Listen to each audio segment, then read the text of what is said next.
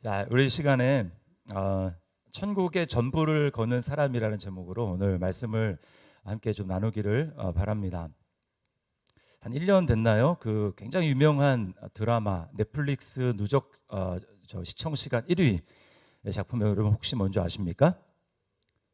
네, 맞아요. 오징어 게임입니다. 그 오징어 게임 보셨는지 모르겠는데 거기 보면 456명의 사람들이 456억을 걸고 목숨을 걸고 이 게임에 동참하는 사람들의 이야기가 나옵니다. 근데 거기 보면 이제 게임이 계속해서 진행대로 되면 탈락자가 생기고 또 사람이 막 죽고 이러는데요. 제가 장면이 좀 머릿속에 남는 굉장히 손에 땀을 쥐게 하는 그런 장면 중에 하나가 뭐냐면 이제 거의 막판에 게임의 막판에 와가지고 이제 굉장히 높은 곳에서 여기서 저까지 가야 되는 거예요. 근데 유리로 되어 있습니다. 유리로 되어 있는데 유리가 이게 이제 딱 몇 칸씩 건널 수 없고 딱 한 칸씩 건널 수 있는 그런 정도의 이제 그 폭이 돼 있고 그 다음에 왼쪽 오른쪽 있는데 한쪽은 밟으면 그냥 바로 바스러져 가지고 밑으로 떨어지는 곳이고 한쪽은 몸무게를 지탱할 수 있을 만한 튼튼한 유리예요. 그러니까 사람들이 자기가 어디를 밟아야 돼? 이번에는 왼쪽인가 오른쪽인가? 이거를 계속해서 끝날 때까지 이제 이렇게 가야 되는 겁니다. 그러니까 완전히 모르는 거예요. 완전 운입니다. 우리가 요행수에 의해 가지고 이렇게 뭔가를 걸고 하는 것을 우리는 도박이라고 이야기를 합니다. 거기에는 뭐 과학적인 근거나 이런 게 전혀 없어요. 그냥 도박입니다. 도박. 그러니까 거기에 요행수를 바라고 여기 뭐 대박이 터질 거야라고 하면서 거기에 투자하는 것이죠. 이거를 도박이라고 이야기를 합니다. 그런데 오늘 본문에 보면요, 예수님이 이 천국에 대해서 말씀을 하는데 그 천국을 뭐라고 비유하냐면 밭에 감추인 보물 그리고는 지극히 비싼 값비싼 값진 진주라고 이야기를 하세요. 그리고 그래서 이제 두 사람의 이야기를 하시는데 한 사람이 이제 밭을 갈다가 자기 밭이 아니었던 것 같아요. 밭을 갈다가 거기서 뭔가 탁 걸려가지고 파보니까 거기에서 엄청난 보물이 나온 겁니다. 그래서 이 사람이 어떻게 하냐면 너무 기뻐서 아무데 알리지 않고 집에 가가지고 자기가 가지고 있는 전 재산을 다 긁어 모아가지고 그걸 팔아서 그거로 그 밭을 사버립니다. 그 보물을 자기가 소유하게 되는 거죠. 그리고 또 한 사람은 보석 장사였던 것 같아요. 보석 장사, 값진 보석을 이렇게 수집하는 그런 보석 장사인데 어느 날 어떤 값비싼 이제 보석이 있다라는 얘기 들고 제가 각색을 하는 겁니다. 경매장에 참가를 했어요. 자, 엄청 비싼 값진 진주인데 그 경매를 사람들이 참여하는데 사람들이 다 얼마씩 부르는데 이 사람은 굉장히 높은 가격을 불러서 자기 전 재산을 팔아서 그 진주를 삽니다. 여러분, 예수님은 그 비유 보물과 그 다음에 값진 진주를 천국이라고 이렇게 비유를 하시면서 천국에 대해서는 값을 다 지불하고 전 재산을 할 수 있으면 가진 모든 것들을 다 해가지고 그 천국을 소유해야 된다, 사야 된다 이렇게 말씀을 하고 계세요. 그래서 오늘 이번 시간에는 좀 그것에 대해서 생각을 해보려고 합니다. 자, 그러면 먼저 천국이 과연 뭘까라는 것을 좀 생각을 해봐야 되겠죠. 천국. 결론부터 말씀을 드리면 천국은 예수님입니다. 예수님. 마태복음에 나오는 천국은 좀 용어를 좀 바꿀 필요가 있어요. 하나님 나라로 바꿔야 합니다. 왜냐하면 우린 천국 하면 바로 뭘 떠올립니까? 죽어서 가는 사후세계를 떠올려요. 이 땅에서의 천국이라는 별로 생각이 없습니다. 죽어서 가는 곳 천당, 죽어서 하나님이 주실 내 집, 그것을 우리는 천국이라고 생각을 하기 때문에 성경에서 얘기하는 그 개념이랑 좀 달라요. 근데 성경에서 말하는 예수님이 말씀하시는 천국은 뭐냐? 그것은 하나님의 통치입니다. 하나님의 다스림이 있는 곳, 그것을 천국이라고 이야기를 하는 거예요. 자, 하나님의 통치를 받기 때문에 거기에는 하나님의 충만함이 있습니다. 자유를 억압받는 곳이 아니라 하나님의 통치를 받으면, 하나님의 다스림을 받으면 거기에는 하나님의 충만하심이 드러나는 거예요. 하나님의 생명, 하나님의 생명은 어떤 생명입니까? 참 생명이죠. 그 생명은 죽음이 없어요. 죽음이 없습니다. 그래서 하나님의 생명을 다른 말로 하면 영생이라고 이야기를 하는 거예요. 천국은 영생이 있는 곳입니다. 그런가 하면 하나님이 다스리기 시작할 때 나타나는 일이 뭐냐면 하나님의 충만하심의 결과로 거기에는 평안이 있습니다. 세상은 어때요? 세상은 평안함이 없어요. 세상은 불안함이 있습니다. 왜냐하면 진짜 생명이 없기 때문에 그 진짜 생명을 얻기 위해 가지고 사람들이 분투하고 뭘 가지려고 하고 차지하려고 하고 막 그렇게 하다 보니까 평안이 없는 거예요. 항상 두렵습니다. 그런가 하면 하나님의 충만함이 있기 때문에 그 천국에는 뭐가 있냐면 참 만족이 있습니다. 만족. 거긴 결핍이 없어요. 그냥 충만하니까 결핍이 없습니다. 뭘 더 가지려고 하지 않아요. 이미 충만하기 때문에. 그러니까 사람들이 서로 비교하지도 않습니다. 내가 이미 배부르고 내가 이미 모든 것을 누리고 있기 때문에 거기에는 불안함, 비교 이런 것들이 없는 거예요. 불평이 없습니다. 내 가진 것이 없어지면 어떻게 하나라고 하는 이 불안과 두려움, 초조가 없습니다. 그러나 천국이 아닌 곳, 하나님이 다스리는 곳이 아닌 하나님의 통치, 하나님의 충만함이 나타나지 않는 곳에는 어때요? 결핍이 있고 그 다음에 평안이 아니라 불안이 있고 그 다음에 참 생명이 아니라 그 끝은 뭘 아무리 해도 결국은 죽음입니다. 죽음. 그래서 두려운 거예요. 하나님이 다스리지 않는 이 세상에는 두려움이 있는 것입니다. 여러분, 우리는 지난 이제 한 주간의 특세를 쭉 하면서 강사 목사님들의 말씀을 쭉 들었어요. 여러분, 참 생명, 참 평안, 참 만족, 이걸 우리가 어디서 발견할 수 있습니까? 어디서 발견할 수 있어요? 예수 그리스도. 네, 천국. 그래서 예수님이 바로 천국이 되시는 거예요. 진짜 하나님의 나라. 그래서 예수님이 바로 진짜 하나님의 나라인 천국이 되는 것입니다. 예수님은 자기가 유일한 생명이라고 말씀을 하셨어요. 유일한 생명. 그래서 예수님과 연결된 사람은 그때부터 내가 예수님을 믿었다. 예수님과 연결이 된 거예요. 예수님과 연결된 사람은 그때부터 영생을 누립니다. 영생은 예수님과의 관계를 얘기를 하는 거예요. 죽어서 가는 천국, 거기서부터 영생이 아니라 예수님과 내가 관계를 맺었다. 나는 예수님을 개인적으로 안다. 이 사람은 영생의 삶이 지금 시작이 된 겁니다. 그래서 이 땅에서 우리가 영생의 삶을 살아가는 거예요. 그리고 예수님을 먹고 마시는 사람, 예수님과 연결된 사람은 종교 생활을 하는 것이 아니라 예수님이 진짜 생명이기 때문에 그 예수님을 먹습니다. 예수님을 마십니다. 예수님과의 친밀한 교제를 합니다. 그런 사람은요, 충만함은 생명력을 누리기 때문에 만족이 있어요. 참 만족이 있습니다. 그리고 평안이 있어요. 예수님이 뭐라고 하십니까? 요한복음 14장에 보면 평안을 너희에게 끼치노니 곧 나의 평안을, 세상의 평안 아니라 나의 평안을 너희에게 주노라. 내가 너희에게 주는 것은 세상이 주는 것 같지 아니하니라. 너희는 마음에 두려워하지도 말고 근심하지도 말라. 이렇게 말씀하셨어요. 예수님이 하나님의 나라입니다. 예수님이 천국이에요. 천국. 우리 특세 강사로 오신 이승재 목사님 말씀을 들었잖아요. 어떻게 예수님을 만났는지 들었어요. 저는 정말 그런 환경에서 무슨 소망이 있을까? 그런 판잣집, 산동네 판잣집에 있고 아버지는 알코올 중독이고 그다음에 그다음에 또 두 집 살림을 하시면서 술을 드시면은 막 어머니를 때리고 폭행을 하고 그리고 돈을 빼앗아가는 그 아버지. 그리고 집에는 자기보다 몇 살 많은 장애인 누나, 바보 누나라고 했잖아요. 장애인 누나. 똥오줌도 못 가리고 거동도 못해서 자기가 똥 기저귀 다 갈아줘야 되는 그런 누나가 있는 집. 거기서 무슨 보고 듣고 하는 그 삶에 소망이 있을까? 정말 소망이 없지 않습니까, 여러분? 자, 그런데요, 그 목사님의 마음에 예수님이 들어가니까, 예수 그리스도가 들어가니까 어때요? 예수 그리스도 참 생명이 들어가니까 달라지는 거예요. 달라지는. 그래서 환경은 똑같은데 남들은 봤을 때 정말 지옥 같은 환경이다. 저런 삶에서 무슨 소망이 있을까? 살고 싶은 생각이 날까? 이런 상황이지만 목사님의 마음에 예수님이 들어가니까 마음이 천국이 된 거예요. 그러니까 어떻습니까? 아스팔트, 비가 내린 까만 아스팔트에 햇볕이 비치는 걸 보고 정말 흑진주 같은, 보석 같은 것이라고 바라보는 그러한 새 생명이 그 안에서 시작이 되는 거예요. 놀라운 일이죠. 마음의 천국이 된 겁니다. 예수님이 들어가는 곳마다 예수님과 관계가 맺어지고 예수님과 접속이 되어지고 예수님과 인격적인 관계가 맺어지는 그곳에 천국이 임하는 거예요. 하나님 나라가 임하는 곳입니다. 그러므로 예수님이 있는 곳이 천국이고 예수님이 없는 곳이 지옥이에요.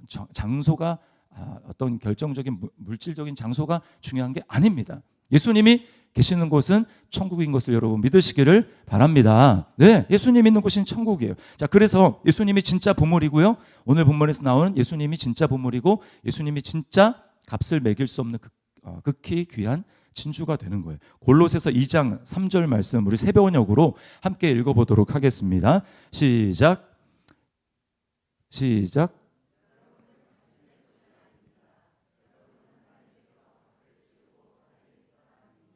이거 아닌데.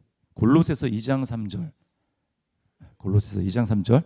자, 같이 한번 읽겠습니다. 시작. 그 안에는 보화가 감추어져 있느니라. 아멘. 그리스도 안에, 그 안에는 그리스도입니다. 그리스도 안에는 모든 지혜와 지식의 보화가 감추어져 있다라는 거예요. 그러므로 여러분, 천국을 다른 곳에서 찾지 마십시오. 예수님이 바로 천국이고, 우리가 예수님을 바르게 알고 소유하게 될 때 그곳에 바로 하나님의 나라가 임하는 것을 우리가 믿어야 합니다. 자, 그러면 예수님이 진짜 본물이다, 예수님이 천국이다. 그럼 어떻게 우리는 예수님을 바라보아야 되고 예수님에 대한 태도를 어떻게 해야 될 것인가? 그게 오늘 본문이 얘기하는 거예요. 전부를 다 걸라는 겁니다. 예수님께 내 전부를 다 걸라는 거예요. 자, 오늘 본문에 나오는 두 사람의, 비유에 등장하는 두 사람의 공통점이 있습니다. 하나는 뭐냐면 발견했다라는 거예요. 그 보물을, 진주를 발견했다, 알아봤다라는 거예요. 정말 이거는 내 전 재산을 투자해서 살 만한 가치가 있는데 라고 하는 것을 발견한 거예요. 발견한 거. 여러분, 예수님이 정말 내 전 재산, 내 모든 것을 걸고 예수님과 바꿀 만한 그런 가치가 있는 분이라는 거 여러분 정말 발견했습니까? 발견했다면 그 다음에 공통점 뭐냐면 자기 소유를 다 팔아서 샀다라는 거예요. 발견했기 때문에 자기 소유를 다 팔아서 샀다라는 겁니다. 여러분, 이게 바로 우리가 예수님에 대해서, 천국에 대해서, 하나님 나라에 대해서 마땅히 가져야 될 태도라고 주님이 말씀하는 거예요. 여러분 한번 스스로 생각을 해보십시오. 나는 예수님께 정말 전부 투자했나? 나는 예수님께 정말 전부를 걸었다고 말할 수 있는가? 스스로 한번 생각을 해보시기를 바랍니다. 그러니까 마태복음 이제 몇 장 뒤로 넘어가면 19장에 부자 관원이라는 사람이 나와요. 이 사람은 젊은 나이에 그냥 가정을 해보겠습니다. 한 30대에 성공을 했어요. 그래서 통장에 수천억씩 꽂히는 사람입니다. 통장에 30대에 수천억이 꽂혔어요. 그리고 사회적으로도 성공해서 명망이 높습니다. 박사학위도 취득했습니다. 아는 것도 많아요. 그리고 게다가 예배도 빠지지 않고 꼬박꼬박 나오는, 정말 봐서 부족한 게 전혀 없어 보이는 사람, 이 사람이 바로 부자 관원입니다. 근데요, 그 사람의 마음에 갈증이 있어요. 마음의 갈증, 뭔가 허전함이 있습니다. 뭔가 공허함이 있어요. 그래서 예수님을 찾아옵니다. 예수님은 그 사람을 딱 보고, 예수님은 사람이기도 하지만 완전한 하나님 아닙니까? 그 사람을 딱 보고 간파해요. 이 사람의 문제가 뭔지 간파합니다. 그 사람이 부자라는 것을 압니다. 그런데 뭘 예수님이 아시냐면, 이 사람이 겉으로 봤을 때는 부족한 것이 아무것도 없어 보이고, 종교 생활도, 그 다음에 성경도 매일매일 꼬박 읽고, 그 다음에 예배도 참석하는 사람이지만, 그가 하나님을 예배한다고 하지만 그는 하나님보다 돈을, 자기가 엄청나게 많은 돈을 가지고 있기 때문에 돈을 실제적으로 더 의지하고 추구하는 사람이라는 것을 예수님이 간파하세요. 그래서 마지막에 예수님이 그 사람에게 딱 이렇게 얘기합니다. 너한테 부족한 게 딱 한 가지가 있다. 너한테 부족한 게 딱 한 가지가 있는데, 너가 가지고 있는 그 재산을 다 팔아가지고 가난한 사람들에게 나눠준 다음에, 그리고 너는 나를 따라오라, 이렇게 이야기를 합니다. 여러분, 성경을 읽었으니까 결론이 어떻게 되는지 아시죠? 어떻게 됩니까? 결론? 그 사람이 예수님을 따라갔나요? 고민하기 시작합니다. 고민하기. 그 전까지는 자기는 하나님을 잘 믿는 사람인 줄 알았어요. 자기는 하나님께 별로 부족함이 없다고 생각을 했어요. 근데 그 질문에 딱 맞닥뜨리는 순간, 돈이냐 하나님이냐, 돈이냐 예수냐, 이게 딱 문제가 불거지게 된 겁니다. 그리고 고민 끝에 내린 결론, 그래도 돈을 포기할 수는 없지 라고 하면서 돈을 택하고 예수님을 따라가지 않고 돈을 따라갔습니다. 여러분, 왜 그렇습니까? 그 사람의 진짜 보물은 예수님이 아닌 거예요. 그 사람의 진짜 보물은 영원한 생명이 아니고, 그 사람의 진짜 보물은 돈이었던 것입니다. 여러분, 예수님이 마태복음 6장에 보면 두 가지의 삶에 대해서 이야기하십니다. 보물을 땅에 쌓는 사람이 있고, 보물을 하늘에 하나님께 쌓는 사람이 있다고 말씀을 하세요. 이 땅에 보물을 쌓는 사람은 아무리 많이 이 땅에서 이루어도 어떻습니까? 거기에는 조미 먹고 또 녹이 쓸고 도둑이 빼앗아간다라고 말씀을 합니다. 그러나 적은 것이라 할지라도 하나님께 심으면, 하나님께 투자를 하면 어때요? 거기는 빼앗길 염려가 없는 거예요. 제가 2년 전부터 주식을 했습니다. 목사님 무슨 돈이 있어서 주식을 해나?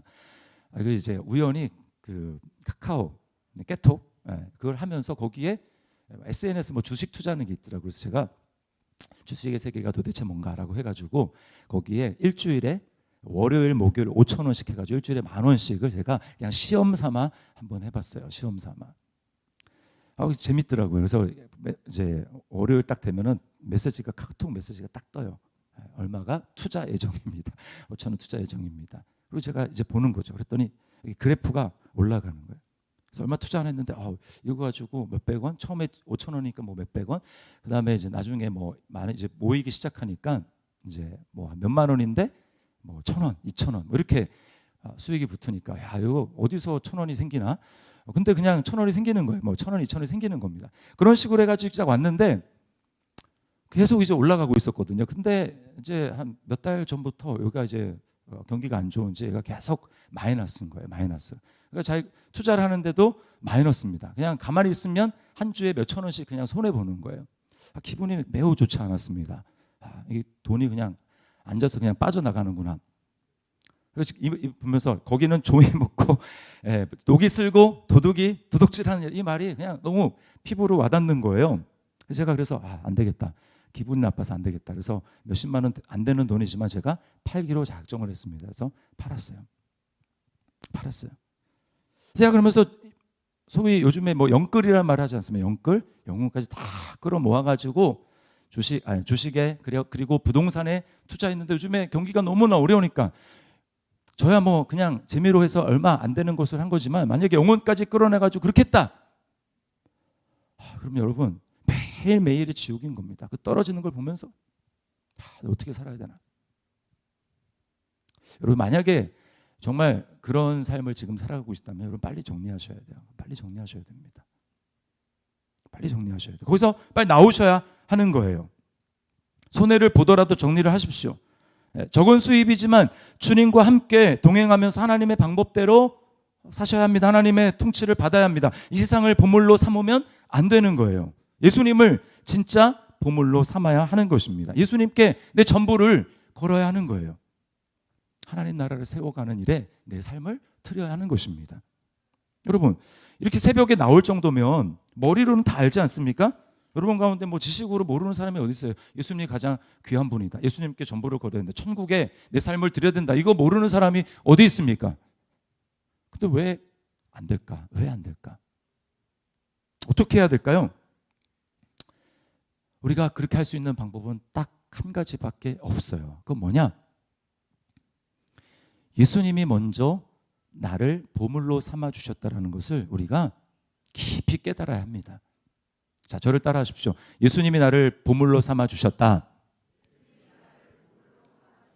저는 이제 몇 년 전에 이 본문을 묵상하면서 항상 우리가 이 본문을 읽으면 어떻게 합니까? 내가 하나님 나라를 위해서 투자하라는 얘기구나. 내가 예수님을 그렇게 투자를 하라는 얘기구나. 거기에만 초점을 맞춰서 내가 어떻게 헌신할 것인가. 이 부분을 초점을 맞췄는데 이게 몇 년 전에 제가 이 말씀을 묵상하면서 뭘 깨달았냐면 내가 하기 전에 주님이 먼저 그렇게 하셨다는 것을 깨달았어요. 주님이 나를 보물로 알아보시고 발견하시고 주님이 나를 위해서 전부를 거셨구나. 주님이 나를 위해서 전부를 투자하셨구나 라고 하는 것을 제가 깨닫고 막 감격했었습니다. 여러분 누가복음 15장에 보면 잃었던 것을 찾는 기쁨이 세 가지가 나옵니다. 그 첫 번째가 100마리의 양 중에서 한 마리를 잃어버렸는데 그 잃어버린 목자가 그 한 마리를 끝까지 찾습니다. 끝까지 뭐 시간이 얼마 걸렸는지 안 나와요. 근데 아무튼 찾을 때까지 찾습니다. 그리고 결국은 찾아요. 또 두 번째는 뭐냐면 드라크마 동전인데 그 드라크마 10개 중에서 한 개를 잃어버린 여자가 그 드라크마를 찾을 때까지 온 집안을 다 뒤지면서 그 드라크마를 결국 찾습니다. 그리고 또 하나 아들 둘이 있는데 그 중에 둘째 아들이 집을 나갔는데 그 아들을 찾기 위해서 시간이 얼마 걸렸는지 모르겠지만 기다리는 그 아버지의 모습이 나오지 않습니까? 여러분 그래서 그 가운데 딱 하나만 그 양을 찾는 것에 대한 것만 한번 보겠는데요. 누가복음 15장 4절을 세 번역으로 한번 읽어보도록 하겠습니다. 우리 같이 한번 읽어보도록 하겠습니다. 시작. 어떤 사람이 양 100마리를 가지고 있는데 그 가운데서 한 마리를 잃으면 99마리를 들에 두고 그 잃은 양을 찾을 때까지 찾아다니지 않겠느냐. 자, 여기 중요한 게 찾을 때까지 찾아다니지 않겠느냐. 여러분, 이 보물을 찾는 사람, 그 다음에 밭에서 보물을 발견한 사람은 목적이 그 발견하려는 게 목적이 아니었습니다. 어쩌다가 그냥 발견한 거예요. 어쩌다 보니까 저거 굉장한 거네라고 해서 한 거지만 예수님은 처음부터 목적을 가지셨던 거예요. 우리를 딱 지목하고 야, 내 전부를 걸어야 되겠구나. 찾아야 돼. 다시 잃어버렸던 걸 찾아야 되겠구나 라고 하신 것입니다. 여러분, 이게 경제적인 효율성으로 따지면 말도 안 되는 것 아닙니까? 야, 100마리 중에 99마리가 이미 있는데 한 마리 그거 찾을 수 있다라는 보장도 없고 한 마리 찾기 위해서 내가 얼마나 많은 시간을 투자해야 될지도 가늠할 수 없는 그런 상황에서 불투명하잖아요. 거기에 시간과 노력을 다 기울인다? 여러분, 이것만큼 낭비가 어디 있습니까? 낭비. 그런데 그거 하는 거예요. 그거. 예수님이 잃어버린 나를 찾기 위해서 치른 대가를 한번 생각을 해보십시오. 영원입니다. 그분은 창조주이시기 때문에 시간과 공간을 넘어서 존재하는 우리는 상상할 수 없는 영원에 계시는 분인데 그분이 영원을 뚫고 시간과 공간 속으로 들어오셨습니다. 우리 세계 사이로 안으로 들어오셨어요. 그리고 창조주이신데 피조물인 나와 똑같은 모습을 가지셨습니다. 우리를 구원하시기 위해서 잠깐 동안만 30년 동안만 33년 동안만 그렇게 하신 것이 아니라 들어오셔서 그때부터 영원히 우리와 똑같은 모습이 되셨어요. 안 돌아가십니다. 영으로 돌아가시지 않아요. 그분은 어떻습니까? 하늘에서 영광과 존귀와 사람들의 예배를 받으셔야 될 분인데 그 자리를 포기하시고 이 땅에 내려오셔서 사람들은 예수님을 알아보지 못하고 조롱하고 멸시하고 핍박했습니다. 그리고 그 끝은 십자가입니다. 그걸 다 아셨어요? 그것이 우리 한 사람을 찾기 위한 예수님이 치러야 될 대가입니다. 그리고 끝에는 자기 목숨까지 남김없이 우리를 위해서 투자하셨어요. 왜 그렇게 하셨습니까? 우리를 사랑하시고 내가 스스로 생각했을 때 나는 보물이라고 될 자격이 전혀 없는데 하나님은 나를 보셔서 나를 사랑하시고 나를 보물로 발견해 주시고 다른 사람들은 나를 보물로 여기지 않는데 하나님은 나를 보물로 인정하셔서 자신의 전부를 다 거시고 우리를 자기 소유로 삼으셨다라는 거예요. 여러분, 이게 얼마나 놀라운 일입니까? 얼마나 감격하고 가슴 벅찬 일이에요. 우리는 그냥 그런 존재가 아니에요. 우리는 그냥 그런 존재가 아닙니다. 인간의 전부, 우리가 동원할 수 있는 인간의 전부를 해도 여러분 이 세상에서 얼마나 사람들이 대단하게 여기지 않습니까? 인간의 전부를 다 투자하는 것도 엄청나게 가치가 있는 건데 이거는 차원이 다르잖아요. 하나님의 전부입니다. 여러분, 이게 상상할 수 있습니까? 하나님의 전부를 다 투자해가지고 나를 사셨다니까요. 우리는 값을 매길 수 없는 존재예요. 우리는 잘 값을 매길 수 없는 존재예요. 고린도전서 6장 19절 20절을 우리 세 번역으로 함께 읽어보겠습니다. 시작. 여러분은 여러분 자신의 것이 아닙니다. 여러분은 하나님께서 값을 치르고 사들인 사람입니다. 그러므로 여러분의 몸으로 하나님을 영화롭게 하십시오. 여러분, 하나님의 전부를 다 투자해서 나를 사셨기 때문에 우리는 엄청나게 존귀한 사람인 거예요. 엄청나게 존귀한 사람. 제가 그래서 종종 뭐 결혼 기념일이 다가오거나 뭐 그러면 아내가 집에 있는 이렇게 서랍을 딱 열면 거기 이제 뭐 몇 개 되지도 않지만 보석 이렇게 있거든요. 그래서 자기는 보석도 없다고 뭐 이렇게 요즘에 그렇게 얘기를 안 하는데 옛날에 좀 자주 그렇게 얘기를 했었어요. 그럼 제가 핑계와 변명을 대느라고 당신 자체가 보석인데 보석은 하나만 아니냐. 당신 자체가 엄청난 보석인데 다른 보석은 해봤자 그 보석의 빛을 바라는 거 아니냐. 빛을 바랜다. 빛이 바래는 거 아니냐. 그렇게 얘기를 하지만 제가 뭐 약간 농담적으로 얘기했지만 실제로 그런 거예요. 하나님의 전부를 다 투자해서 우리를 구원하신 하나님, 내가 값을 매길 수 없는 그런 거라면 여러분 왜 우리는 세상의 가치를 가지고 내가 왜 아파트 2평수에 살아야 되나, 왜 나는 차가 이거밖에 안 되나, 왜 나는 이거밖에 안 되나, 여러분, 이거는 사단의 작전과 속임수에 넘어가는 것입니다. 우리는 비교할 수 없는 존재라는 것을 정말 우리가 입으로 고백한다면 실제로 그렇게 여기고 실제로 그렇게 살아야죠. 그게 믿음 아닙니까? 그런데 나는 가치가 없는 존재야. 나는 공부도 못해. 나는 이렇게 정말 과거의 상처 때문에 나는 이렇게밖에 살 수 없어 라고 이야기한다면 우리는 내가 그리스도가 나를 위해서 하나님의 전부를 값주고 샀다라는 것을 우리 믿지 않는 거예요. 여러분, 예수님을 믿는다라는 건 이제 터가 바뀐 사람들입니다. 그 그림 하나 띄워주세요. 제가 어젯밤에 설교 준비하는데 제가 이 그림을 그렸는데 보이세요? 네, 보이시죠? 자, 왼쪽 그림은 예수님을 믿기 전에 납니다. 자, 보세요. 자, 그 밑에는 이 지금 건물을 그린 거예요. 제가 그냥 건물을 그냥 네모난 건물을 그린 겁니다. 이 왼쪽 그림은 어리석은 건축자인데요. 거기에 기초 터전 있잖아요. 건물을 세우려면 터를 파잖아요. 그 터가 뭐냐? 그거 자기예요. 자기.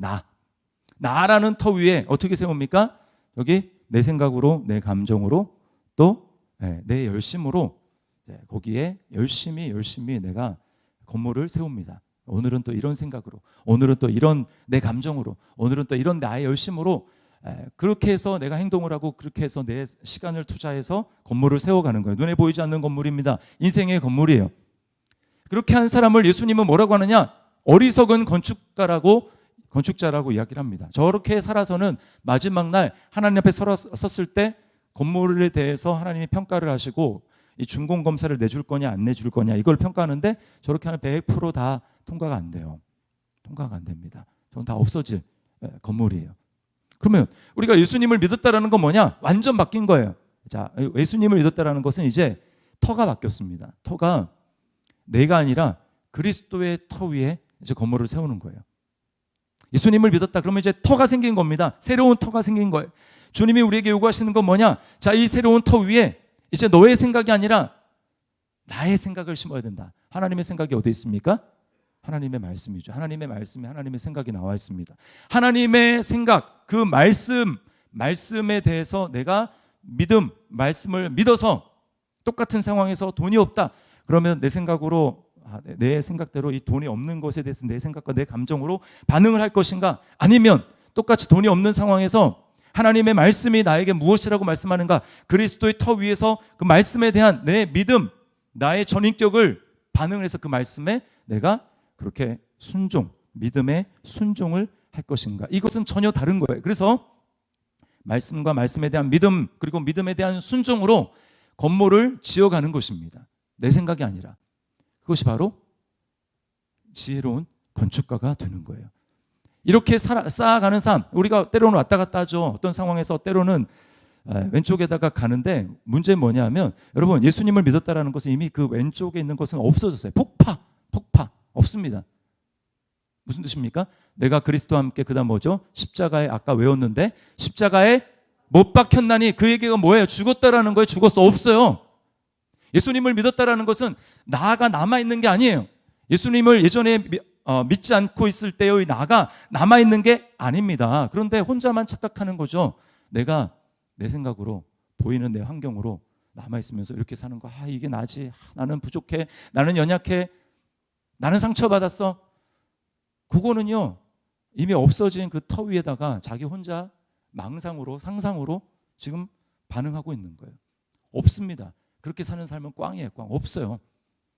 그럼 뭡니까? 진짜 실체는 뭐예요? 내가 정말 예수님을 믿고 내가 나 자아가 죽었다면 내가 그리스도와 함께 십자가에 못 박혔나니 그거 죽었나니잖아요.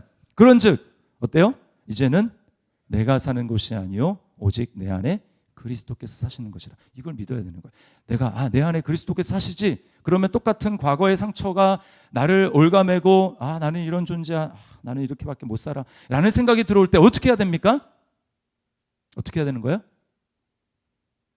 그걸 물리쳐야죠. 그게 아니라고 얘기를 해야죠. 나는 더 이상 그렇지 않아. 나는 그런 존재는 죽었어. 나는 이제 새로운 그리스도라는 새로운 터 위에, 새로운 피조물이라는 터 위에 나는 세워진 거야. 그러므로 나는 그걸 받아들이지 않아. 나는 하나님이 나에게 말씀하시는, 복음이 나에게 말씀하시는 그걸 받아들여. 나는 새로운 존재야. 나는 세상과 비교할 수 없는 놀라운 존재야. 그리고 그 상황에 해당되는 하나님의 말씀을 붙들어야죠. 거기에 내 생각과 내 감정과 내 의지 전인격을 실어서 반응을 해야죠. 그럴 때, 그렇게 순종하게 될 때 내 삶에 새로운 열매가 맺히는 거예요. 우리는 더 이상 예전의 존재로 살아가는 사람들이 아닙니다. 예를 들면 요즘에 이제 저랑 아내가 막 이제 성도들 한 사람 만나고 말씀으로 세워가려고 이제 하지 않습니까? 그러다 보니까 아내가 어떨 때는 저보다 더 많이 하고 있어요. 그리고 아이들도 챙기고 그러다 보니까 저보다 더 바쁩니다. 그럼 이제 어떨 경우에는 이제 가사가 좀 이렇게 안 받쳐줄 때가 있어요. 제가 집에 이렇게 퇴근하고 딱 갔는데 한 날은 설거지가 막 그렇게 산더미처럼 쌓여 있습니다. 산더미처럼. 그러면 이전과 같이 그냥 나라는 나 중심적으로 생각할 때 아무리 사역도 좋지만 이거 뭐 집안일을 이렇게 해놓고 이거 사역해도 되는 거야? 라고 하면서 약간 좀 밥을 먹으려고 하는데 숟가락이 없는 거예요. 숟가락이 이제 다 꺼집어내가지고 이만큼 쌓였으니까 숟가락이 없어요. 그런 마음이 딱 들어오는데 여러분 이거는 그런 상황에 이렇게 반응하는 건 뭐예요? 그리스도와 함께 십자가에 죽은 납니다. 그런 생각. 그래서 화를 내고 이따위밖에 못해? 라고 하면서 이렇게 얘기를 하면 요거는 나의 옛 자아로 반응하는 거라니까요. 그럼 그때 어떻게 해야 됩니까? 아니지. 나는 죽었는데 그럼 내가 이 상황에서 어떻게 반응을 해야 될까? 그래. 얼마나 힘들면 그러겠어. 그러면 안 되면 내가 도와주지 뭐. 그러면 이제 그때 제가 할 것이 있지만 그걸 내려놓고 하는 겁니다. 그 설거지를 하면서 1시간 가까운 설거지를 제가 하면서 주님과 기도하면서 그래 이곳에 주님이 함께 하시고 그러면 제가 막 이제 기도하면서 이 설거지를 하는 거예요. 그러면 여러분 화낼 일도 없고 내 안에 내 안에 기쁨이 있네. 내 안에 주님이 계시니까 이거 할 수 있네. 그러면서 이제 새로운 생각과 새로운 감정과 새로운 결단으로 할 수 있는 것입니다. 제가 일례를 들었지만 뭐 어제도 마찬가지고요.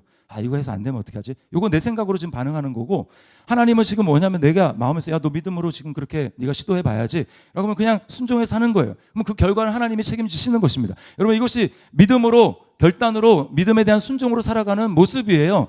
우리가 예수님을 믿었다. 내 삶에 전부를 걸어야 된다라고 하는 게 주님이 하나님의 나라는 바로 그렇게 이루어가는 것이라고 우리에게 말씀하는 거예요. 우리가 살아가는 모습과 형편은 다 다릅니다.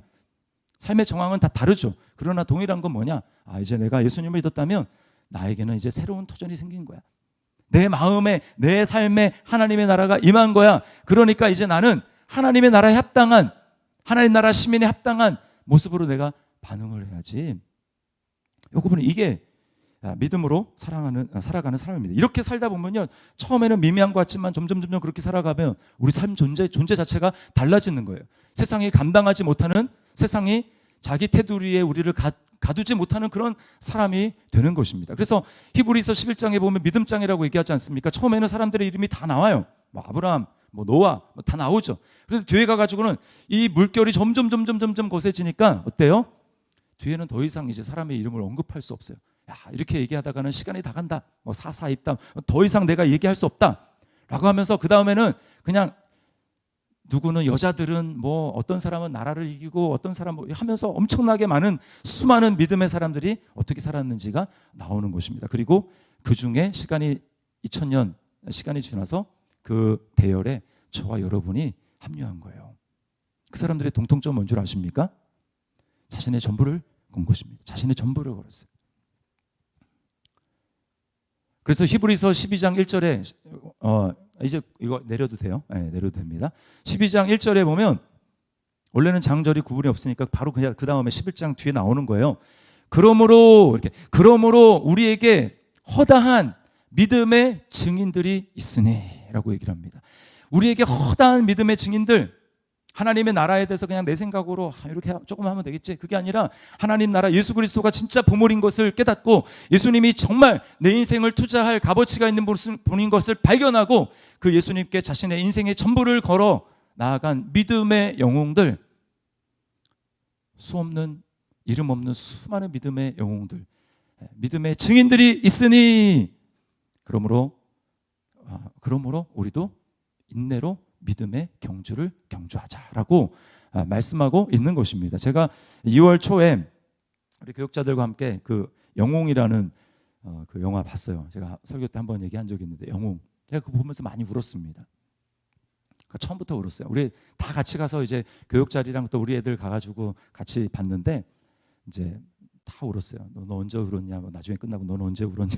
이렇게 물어봤는데 저는 처음부터 울었습니다. 그 단지 동맹 그 손가락 한 마디 자르는 거기서부터 눈물을 흘렸어요. 왜냐하면 여러분 세상 나라 대한민국이라는 독립을 위해서 싸우는 세상 나라와 물론 보이지 않지만 우리가 하나님 나라를 발견하며 살아가는 그 부분에 있어서 이렇게 오버랩이 되면서 나는 정말 저런 각오로 내가 주님 나라를 위해서 살고 있는가라고 하는 것을 생각하면서 많이 울었어요. 그리고 이제 정말 현실만 보면 너무나 힘들고 핍박을 당하고 고생을 하는 그런 사람들이잖아요. 막 쫓기고. 근데 중간중간에 그 사람들이 막 거리를 뛰쳐나와가지고 막 노래를 부르지 않습니까? 막 너무 감동이 되는 거야. 우리가 바로 그런 삶으로 부름받은 것입니다. 영웅이라는 영웅이라는 영화인데 그 주제가가 영웅이잖아요. 거기 한 소절에 이런 게 있어요. 제가 집에서 가끔 부르는데 우리 애들이 좀 그만 좀 하라고 그러는데 이런 거예요. 장부가 세상에 태어나 큰 뜻을 품었으니 죽어도 너무 높네. 그 뜻 잊지 말자. 하늘에 두고 맹세해 본다. 물론 그 나라는 독립이 될지 안 될지 여러분 불투명합니다. 그러나 여러분 우리에게 예수 그리스도로 말미암아 임한 하나님 나라는 어떻습니까? 이거는 너무나 확실한 거예요. 왜? 예수님이 이미 성취했고 나만 따라오면 된다. 내가 이미 이루었다.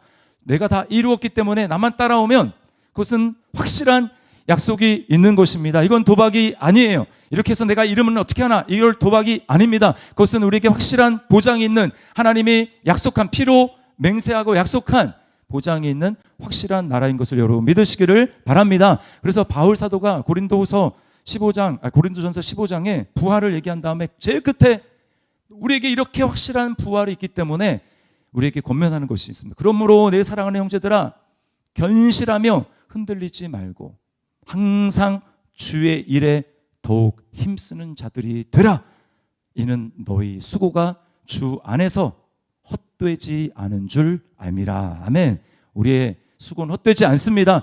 우리의 삶을 투자해서 하나님 앞에 드리는 삶은 헛되지 않는 거예요. 그러므로 여러분 그날의 영광을 누릴 사람이 누구입니까? 그거는 그냥 생각으로만 이럴 거야 라고 살아가는 사람들이 아니고요.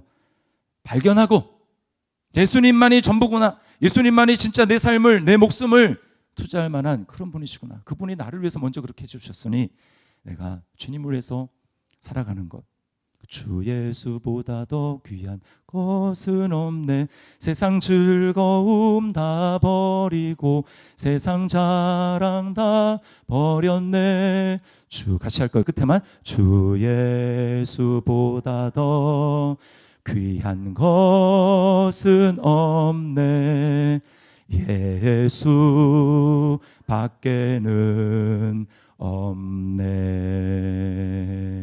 여러분이 그 예수님을 더 귀한 분인 것을 시간이 지나면서 발견했으면 좋겠고, 그래서 발견한 만큼 내 삶을 주님 앞에 드리며 천국에 예수님께 전부를 다 걸며 살아가는 그런 사람들이 하나님을 경험하는 거예요. 하나님 나라를 누리며 살아가는 것입니다. 그런 저와 여러분의 삶이 될 수 있기를 주님의 이름으로 축원합니다.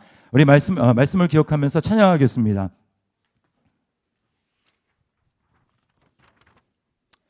자, 이 천국은 마치라는 그 찬양이 있거든요. 천국은 마치 밭에 감추인 보화, 땅 속에 묻힌 아무도 모르는 보석. 자, 이게 좀 빠른 곡인데요. 박수 치면서 자, 우리 자리에서 한번 일어나서 박수 치면서 부르겠습니다. 좀 졸릴 수 있으니까. 자, 우리 박수 치면서 천국은 마치 부를게요.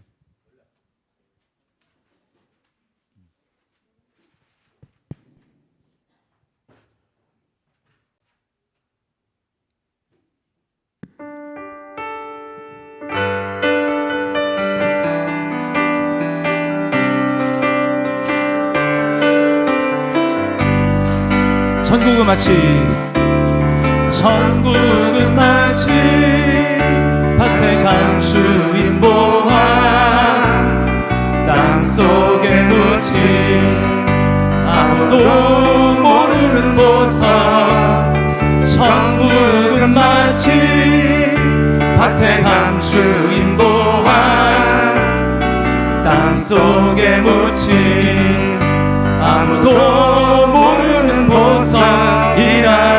다시 한번 천국은 마치 천국은 마치 밭에 감추인 보화 땅속에 묻힌 아무도 모르는 보석 천국은 마치 밭에 감추인 보화 땅속에 묻힌 아무도 모르는 보석이라네. 그 보석 발견한 사람, 그 보석 발견한 사람은 뛰며 집에 돌아가 집 팔고 땅 팔고 냉장고 팔아 기어이 그 밭을 사고 말 거야.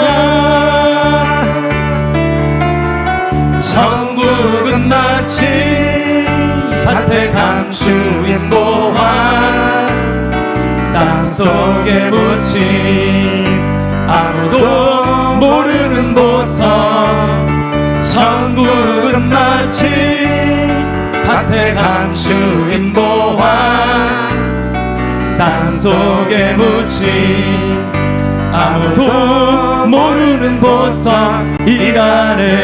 다시 한번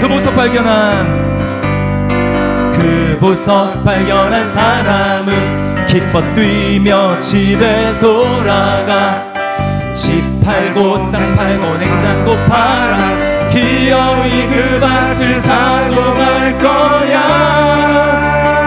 아멘. 천국은 마치 밭에 감추인 보화 땅속에 묻힌 아무도 모르는 보석 천국은 마치 밭에 감추인 보화 땅속에 묻힌 아무도 모르는 보석이라네. 하나님께 영광의 박수 드려드립니다. 무명이어도 공허하지 않은 것은 예수 안에 난 만족함이라. 가난하여도 부족하지 않은 것은 예수 안에 오직 나는 부요함이라. 고난 중에도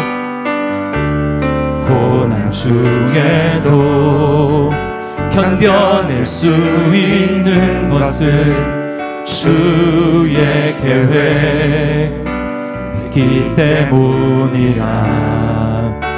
실패하여도 일어설 수 있는 것은 예수 안에 오직 나는 승리함이라. 아멘. 예수로 난 예수로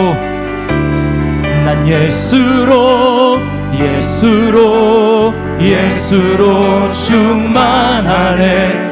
난 예수로 충만하네. 난 예수로 충만하네. 영원한 왕 내 안에 살아계시네. 아멘. 내 안에 하나님 나라가 임했습니다.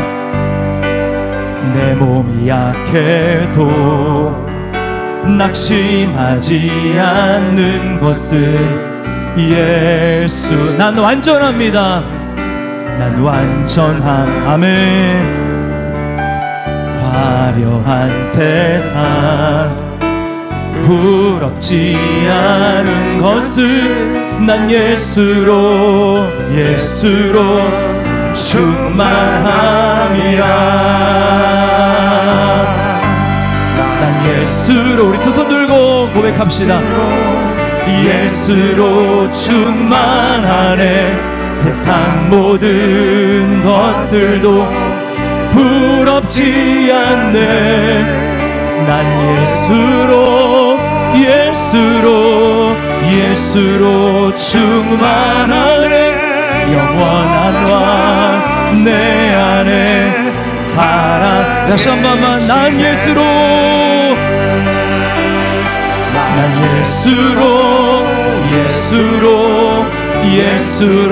충만하네. 세상 모든 풍파도 두렵지 않네. 난 예수로 충만하네. 영원한 왕 내 안에 살아계시. 영원한 왕 내 안에, 영원한 왕 내 안에 살아계신. 다시 한번. 영원한 왕 내 안에, 영원한 왕 내 안에 살아계시네. 다 자리에 앉으시기 바랍니다. 이 시간 우리 하나님 앞에 한번 기도했으면 좋겠어요.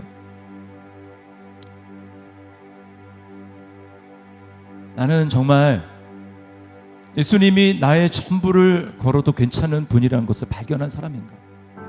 나는 그래서 천국에 내 삶의 전부를 걸고 그렇게 살아가는가? 전부를 걸지 않으면 우리는 끝까지 갈 수 없습니다. 예수님이 정말 내 인생의 주인이시고 왕이시고 내가 그분의 통치를 정말 받을 때에만 나는 참 생명과 참 평안과 참 만족이 있는 삶을 살아갈 수 있다는 것을 믿고 고백하는 사람이 바로 그리스도인이에요. 이것은 선교사냐 목사냐 사역원 신느냐 이런 차원의 문제가 아닙니다. 우리는 이미 그리스도 안에서 죽었어요. 나의 옛 자아는 죽었습니다. 새로운 피조물이에요. 완전히 새로운 사람이 됐습니다. 이제 우리의 삶은 내 생각과 내 감정과 내 자존심을 죽이고 날마다 하나님의 말씀을 내 앞에 한 걸음 한 걸음 놓으며 그 말씀을 믿으며 그 믿음의 순종 행동을 통해서 우리 인생을 건축해가는 사람들입니다. 나를 부인하는 것, 그게 바로 예수님께 전부를 거는 겁니다. 내 자존심 내려놓는 것, 내 생각 내려놓는 것, 그리고 주님께 믿음의 순종을 하는 것, 그것이 주님께 전부를 건 사람의 삶의 모습이에요. 이 시간 우리 기도했으면 좋겠습니다. 주님, 나는 정말 예수님이 내 보물이 맞습니까? 예수님이 가장 귀한 분 맞습니까? 아니면 다른 것을 가지고 지금 갈등하고 고민하고, 그래서 주님이 나를 따라오라 라고 말씀하시는 그 말씀에 주님을 따라가는 삶을 살아가지 못하고 있는 건 아닌가? 그것은 무엇인가? 이 시간 우리 기도했으면 좋겠어요. 우리 같이 한번 조용하게, 잠시지만 조용하게 한번 우리의 마음을 주님 앞에 고백하면서 하나님 앞에 기도했으면 좋겠습니다. 그리고 그게 안 된다면 주님의 도움을 요청하십시오. 주님, 내가 주님이 얼마나 귀한 분인 걸 알기를 원합니다. 우리 시간 우리의 조용하게 우리 목소리로 우리 고백하며 나갔으면 좋겠습니다. 함께 기도하도록 하겠습니다. 주님,